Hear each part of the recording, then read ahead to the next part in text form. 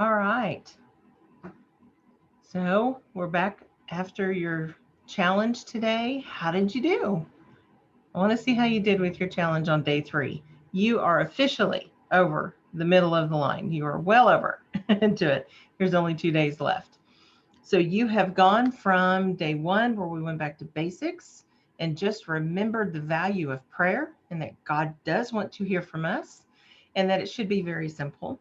You have grown in learning all the different ways that you can pray, and that you are considered a woman of valor if you are a woman who fears the Lord, and that you have so much to offer. And today, your challenge was about serving those around you, meeting their needs. This is what you were designed best to do, right? God said it was not good for man to be alone. And there were things that Adam could not find anywhere around him to be a helper for him.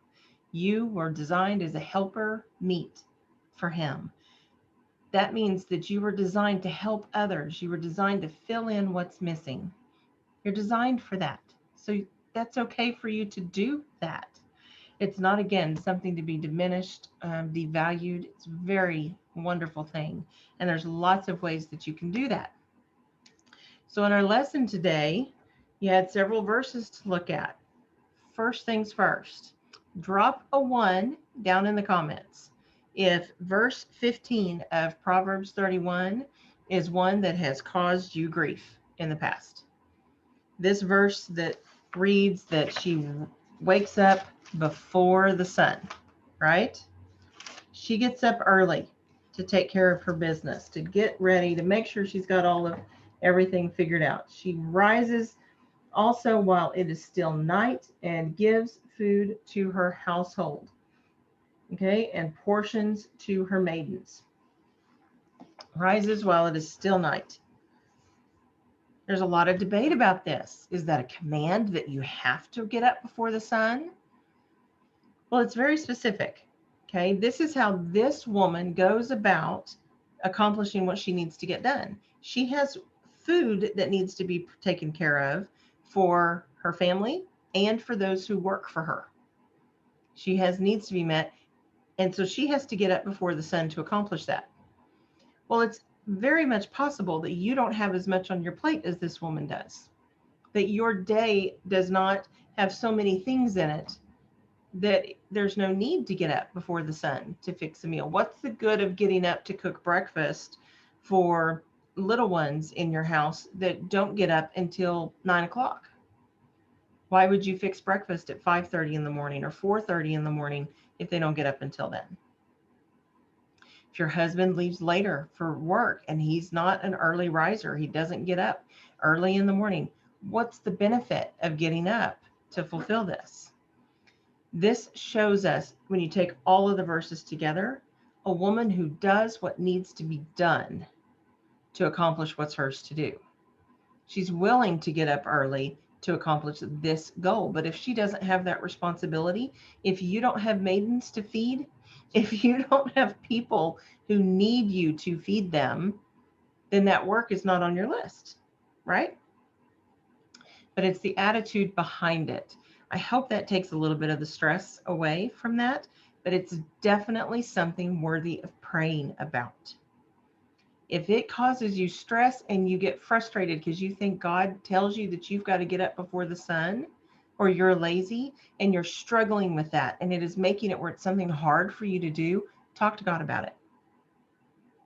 Let him tell you how to deal with that. He will, your heart will open to see scriptures, things that will help you to see what he requires of you versus what is shown as an example of a way to do something. Okay?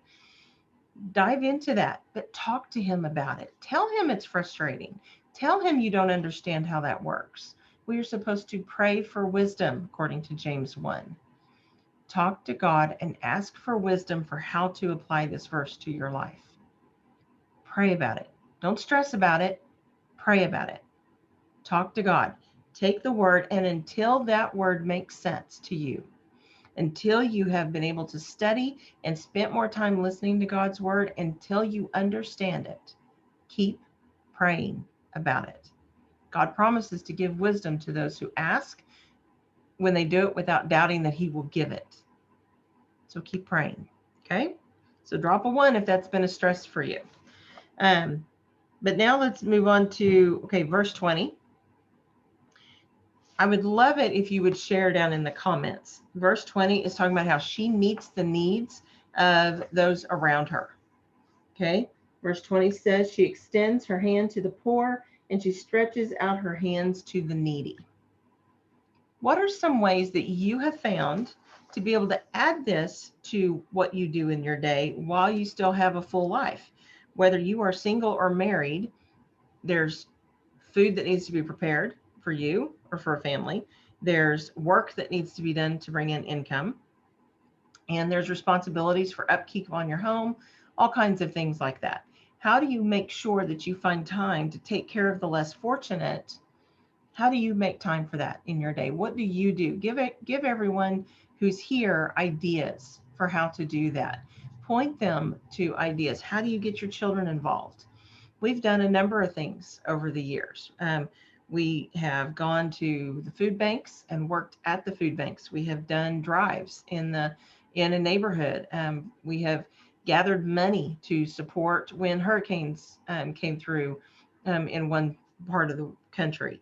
Our kids have done things like that, have gone around to collect money, collect funds to help support those kind of deals.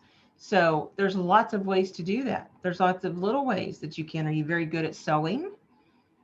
Can you make clothes? Are you fortunate that you have a lot of income? Do you have a lot of extra money? Is it possible that you can go buy a coat or two extra at the store and go drop them off at a shelter? Is there something that you can do to take food to them? Are there people in your congregation? Are there people in your neighborhood that you can help? Share those ideas and drop those in the comments. I would love to hear from all of you, hear your good ideas for that, give ideas to others so that we can all improve on doing this better. Because this is something that a woman who fears the Lord, this is what she does. She looks out to the needs of others. She takes care of her home and then takes care of others too. It's never just about her home. Then we're back to verses 25 and 26. We talked about those yesterday, about the strength that this woman has, strength and dignity. But it also talks about that she teaches with kindness. Her mouth has kind words. What can you do? Drop also in the comments here. What are things that make this a hard thing to do? I personally think social media encourages so much chatter that sometimes people aren't careful with what they say. There's this anonymity because you're on the other side of the computer that you feel free to say whatever you want to say and you don't care how it makes people feel. That's not how this woman is described. So what are things that you can do to make it so that you are known for kind words being said? What more can you do? How do you work on that? Number one way is to be in God's word. God's word is going to give you wisdom and it's going to help you to be more kind. It's going to teach you, work on you. You're going to be compassionate. You're going to be able to show mercy to other people and your speech will reflect that. Okay. But these words are powerful and we need to not forget that. So how did you do? What did this make you think of? When you kept your appointment today, what did it look like? Did you think of something specific to pray about that you needed help with? I'd love it if you'd share that in the comments too. Give us an idea of how you accomplished your challenge today. Maybe what you were able to do today. And you don't have to get specific and tell us what your prayer entailed. But if you can just give us an idea of which verse was something that spurred you on, gave you something encouraging to think about, gave you an idea for a new way that you could be obedient to the Lord this way, share that here so that you can encourage someone else to do the same, because they may be struggling for ideas because they're not sure what's available to them. And they may just feel like there's nothing within their reach that they can do. It helps them if you can share what you have discovered and what's worked for you. So comment with that down below the video, and I would love to look at those. So tomorrow, you've got day 4. I hope you're ready for it. I hope you're enthusiastic and can't wait to get there, that you're eager to get to your time for prayer. And Lord, excuse me, Lord willing, we will see you tomorrow morning.